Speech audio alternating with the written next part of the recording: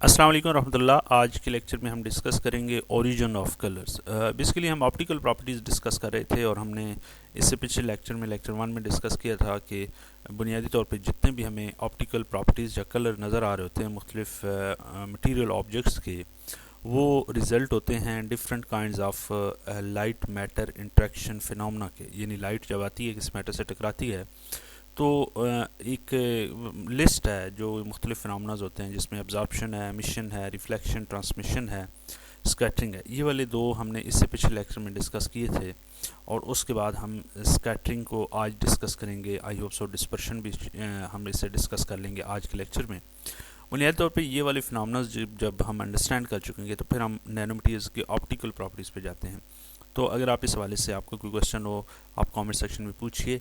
आपकी कोई टॉपिक आप सजेस्ट करना चाहते हो वो सजेस्ट कीजिए और इसके साथ साथ आप हमारे चैनल को ज़रूर सब्सक्राइब कर लीजिए ताकि आने वाली हर न्यू वीडियो का नोटिफिकेशन आपको मिलता रहे और इसी बहाने आप हमारे साथ जुड़े भी रहें।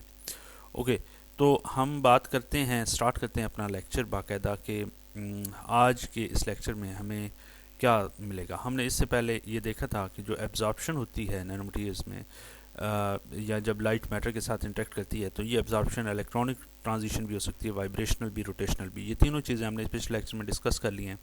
आज हम यहाँ से आगे की तरफ मूव करते हैं और आज हम ये देखते हैं कि ये कहता है कि when an electromagnetic wave impinges on an atom or material containing an atomic species, the electron cloud is set into oscillation।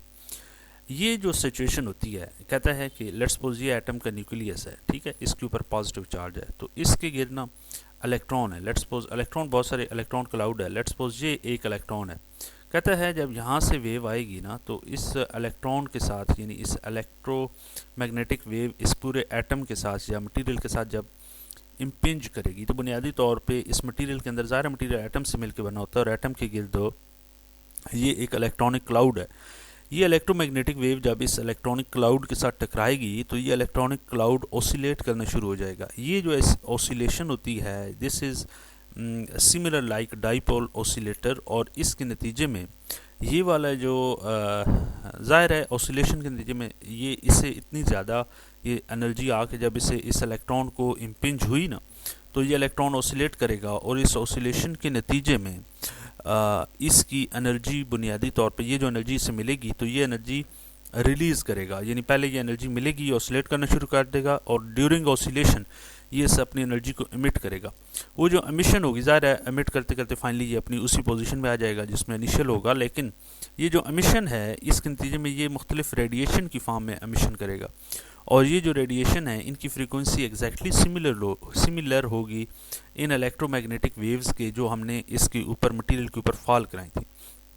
ये जो प्रोसेस है इसको हम कहते हैं ये स्कैटरिंग का फिनोमेना है। यानी आपकी इलेक्ट्रोमैग्नेटिक वेव गई, आपके मटेरियल के साथ टकराई, वहाँ पे इलेक्ट्रॉनिक क्लाउड को उसने ऑसिलेट किया। Electronic cloud during oscillation radiation emit करता है, वो एग्जैक्टली सिमिलर फ्रीक्वेंसी की रेडिएशन होती हैं जो आपने इंसिडेंट रेडिएशन भेजी थी, और इस फिनोमेना को वो कहता है कि ये स्कैटरिंग है।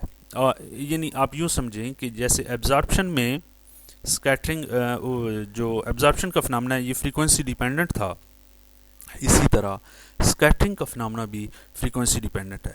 तो ये कहता है there are two possible ways in which transmission can take place. अब ये ज़ाहिर स्कैटरिंग को हमने क्लोज कर दिया, अब ट्रांसमिशन की बात कर रहा है कि अगर ट्रांसमिशन हो ना, लाइट गई और किसी मटेरियल के साथ इंटरेक्ट किया तो उसने ट्रांसमिशन की है, तो ट्रांसमिशन में अगर तो मटेरियल हुआ लेस डेंस हुआ, यानी उसमें पोरोसिटी हुई, तो फिर जो रे है या जो वेव है ये directly could pass through the particle of the medium.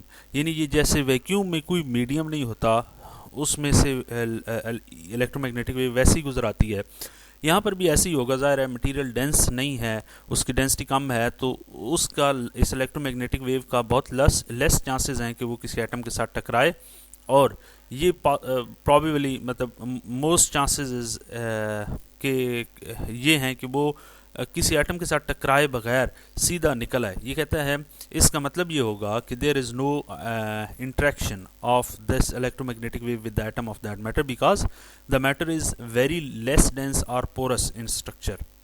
But the more common mechanism, ये ज़ाहिर है ऐसा फिजिकली वर्ल्ड में तो ऐसा शायद मुमकिन नहीं होता, इस वजह से ये एक केस है, इसे हम प्रैक्टिकली ये वाला फिनोमेना होता है। प्रैक्टिकली क्या होता है कि आपके पास जो मीडिया होता है वो डेंस ही होता है समहाउ, कोई भी मीडिया बना होता है अनलेस अनटिल कि वो वैक्यूम ना हो, भले एयर ही क्यों ना हो, उसमें एटम्स होते हैं और चांसेस भी होते हैं कि वो उसके साथ टकराएं। तो ये कहता है कि प्रैक्टिकली डेंसर मीडिया में फॉरवर्ड स्कैटरिंग होती है, और इस फॉरवर्ड स्कैटरिंग को बुनियादी तौर पे हम transmission in common usages actual forward scattering होती है, जो आप ट्रांसमिशन कॉमनली डिस्कस कर रहे होते हैं। ये वाली तो पहली ट्रांसमिशन तो होती ही नहीं है ना।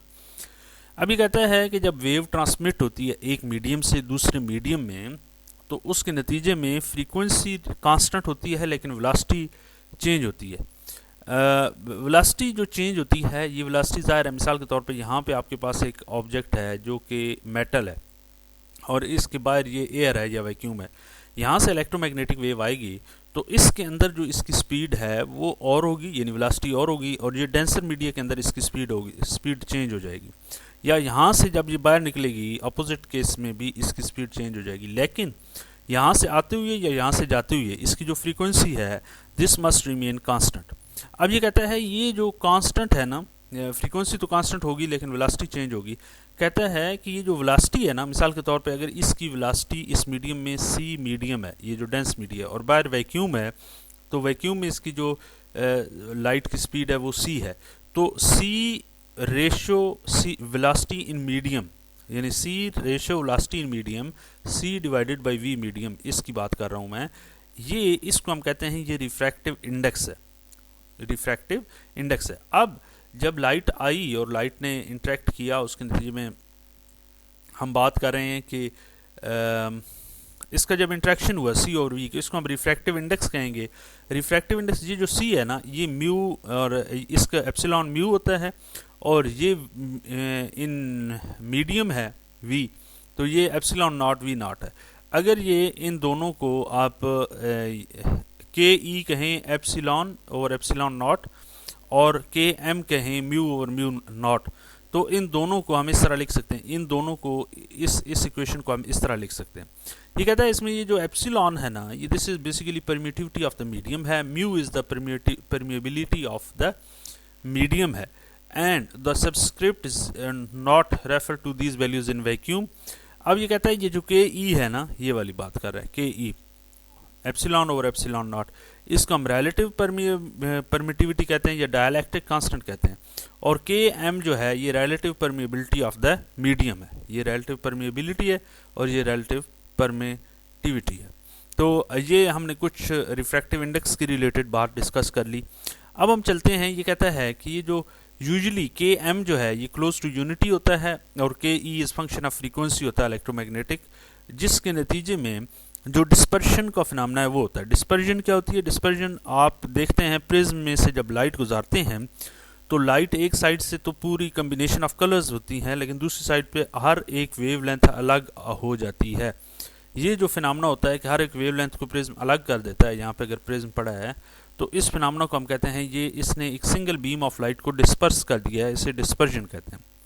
ये कहता है जो रिफ्रैक्टिव इंडेक्स है ना एन, ये बुनियादी तौर पे डिपेंड कर रहा होता है फ्रीक्वेंसी के ऊपर, और ये जो फ्रीक्वेंसी है ये तीन तरह के फिनोमेनन से इसमें ओरिजिन लाई करता है। इस फ्रीक्वेंसी डिपेंडेंसी का ओरिजिन चार चीज़ों पे डिपेंड करता है। एक ओरिएंटेशन पोलराइजेशन है, एक इलेक्ट्रॉनिक पोलराइजेशन है। ओरिएंटेशन पोलराइजेशन ये है कि लेट्स सपोज ये एक एटम है और ये ब्लैक कलर का आपको इलेक्ट्रॉनिक क्लाउड नज़र आ रहा है, तो इसके नतीजे में जब इलेक्ट्रोमैग्नेटिक वेव यहाँ पे आएगी इस क्लाउड को शिफ्ट कर देगी। इस क्लाउड को जैसे ही इसके साथ इंटरेक्ट करेगी, इलेक्ट्रिक फील्ड की डायरेक्शन ये है तो ये इस जगह शिफ्ट हो जाएगा।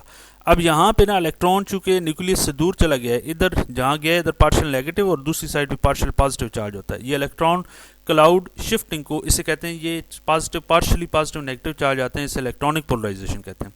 आयनिक पोलराइजेशन ये होती है कि ये आयन होते हैं, इलेक्ट्रिक फील्ड जब आती है तो ये आयन अगर डिस्प्लेस होके दूसरी जगह चले जाएं, यानी एक तरह का चार्ज बिल्ट हो जाए, दूसरी तरह का, इसे आयनिक पोलराइजेशन कहते हैं।